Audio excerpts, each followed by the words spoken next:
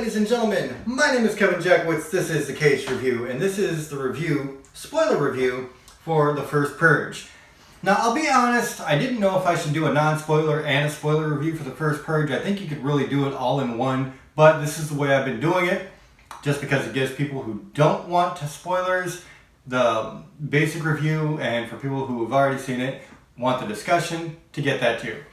So, I'm sticking with what I've been doing. Here's my spoiler review. Okay, for the first Purge, it's supposed to give you the build-up to how the Purge was made, and to be very honest, I don't know that it does that.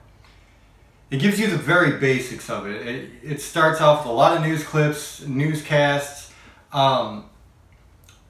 where it's just talking about what's going on literally with the society right now, all the political division, all the racial tension, the way the stock market has been crashing, things like that. So it really establishes that there is a problem with our nation right now. But it doesn't really go into any specific events that were like a penultimate moment where it was like, okay, we need to do the Purge for whatever reason. It talks about the riots and all the demonstrations that have been going on, and the way people are trying to make their voice heard about literally every little thing that happens in the world today.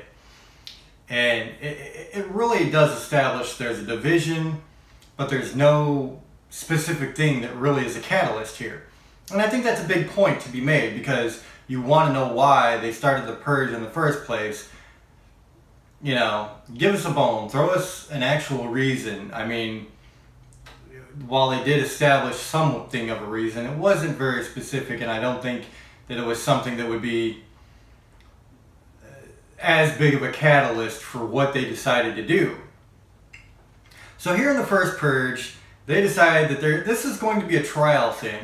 It's not nationwide yet, which we established in the first review. They're starting out with Staten Island. They're going to do a trial Purge in Staten Island for 12 hours and see how things go and see if it establishes something that they want to make nationwide. So, we of course have a lot of inner city people who are very poor. They're literally being paid to stick around through the Purge, and some of them are being paid even more if they take part in the Purge. And so, they're really essentially taking advantage of the indigent people. People that are absolutely struggling and really have nothing to lose. Or the crazy people. They actually start out the whole movie with this guy they call Skeletor, played by Rotimi Paul, who did a very, very good job, very convincing as this complete nutcase. He's, this drugged out, lost his mind kind of guy. Really on the edge at all times and looking for any excuse to get away with killing somebody. So fits right up their alley for what they're trying to get these people to do. And I mean, there's a lot of political statements in this movie, because it's like the government kind of attacking the indigent people, the lower class, the minorities, and of course the minorities, always believing that the government is just entirely against them. And I mean, in some ways it kind of sets up that yes, they are. And the action with this movie starts very slowly. In this movie, it feels like they start the Purge and nothing happens, because people are still very unsure about the Purge. They don't know how to react to it. There's actually a couple of scenes in here where instead of being afraid or doing anything drastic, they're literally throwing backyard parties. And so it shows that people haven't adapted to anything like this yet. Their mentality is such that they can't really wrap their head around, just going around killing people or whatever they want to do.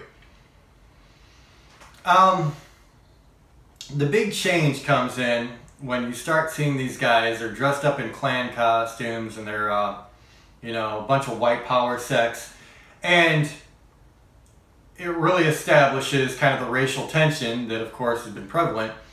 But now we find out that it's actually, these groups are government. They're mercenaries that are being sent in to take, action to kind of be a catalyst for the purge.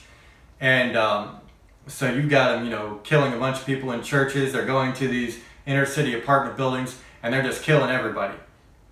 And then that starts the purge happening, and then everything picks up. And there was a lot of things I really did like about this movie. You know, they brought some true to life scenarios. I mean, as far as like people finally reaching the breaking point, you know, because if you actually have people getting killed around you, you're either going to fight back or become the victim. And I think in that case it would turn into an absolute mess, which it did. My biggest issue was sometimes the political statements were too on the nose. Some of them were okay, and you know, I understand where they're coming from, at least with pulling things out. I'll give you an example. You know, there's been so much talk about, you know, police brutality and using force when not necessary, especially against black people. And there's a scene where these like 4 or 5 white guys in cop uniform in a baseball field with a black guy on the ground, you know, that they're obviously killing. So there was that.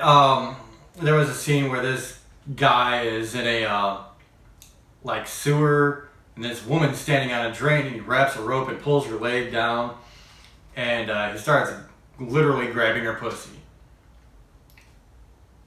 And the scene would have been great if they would have left it alone, left it at that, or not even put it in there, to be very honest.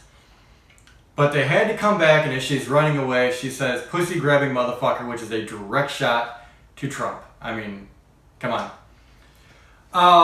Which I'm not a fan of Trump. I don't like Trump. But if you're going to make something, man, you can't make it that on the nose. It's just going to be too obvious and take away from the movie. So at this point in the movie, though, like, it becomes literally just a survival tale, just like the first one, or the other two for that matter, where, you know, you have a certain amount of people that you're focusing on, and you're trying to see if they survive or not. And with this one, the main character is a drug dealer. He has, you know, guys selling drugs on every corner, and he's very strong. He's got a lot of weapons. He's got a lot of people behind him. And it makes sense that this would be somebody who might be able to survive the purge because, let's be honest, you know, if you're not worried about the law and you've got the manpower and the firepower, you're going to use it. And you're going to protect your own.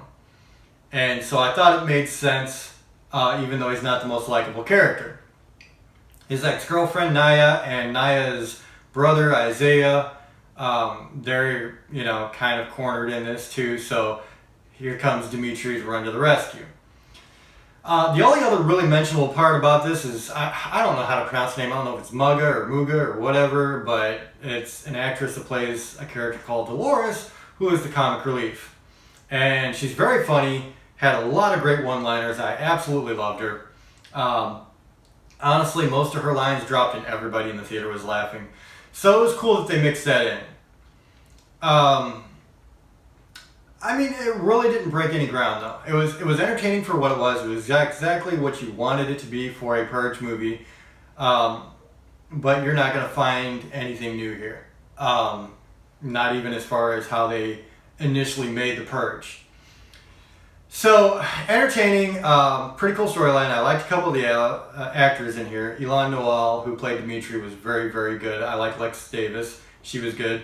But other than that, I mean, I left my review at a 6 out of 10, which is good for me because, I mean, you know, when you get into 7, 8, 9, 10, you're talking about spectacular movies, which this was not. It was entertaining, it was fun, but it was what it was. I think a lot of these people go for the carnage candy in these movies, and this actually lacked a lot of carnage candy until the third act. And you had some very cool moments in that third act, and I really liked it, but it did take time building up the character relationship between Naya and Dimitri, Naya and her brother Isaiah, Naya and her neighbor Dolores, and explaining how the first Purge came about to begin with. And so you had to build all that up, and I made, I make the claim that's a good thing. I mean, you don't want to just go into a bunch of carnage for no reason. I mean, you got to have some kind of storyline to get invested in it. So I think they did a good job there. But other than that, that's where I leave off. Let me know what you guys think in the comments if you've seen it. Let me know what you think. Let me know what you think about the political statements they made in the movie. Is there anything specific you want to talk about? And how you felt about how on the nose that was. If you enjoyed the review, hit the like button, subscribe, and share. My name is Kevin Jackwitz. Kaged Nation out.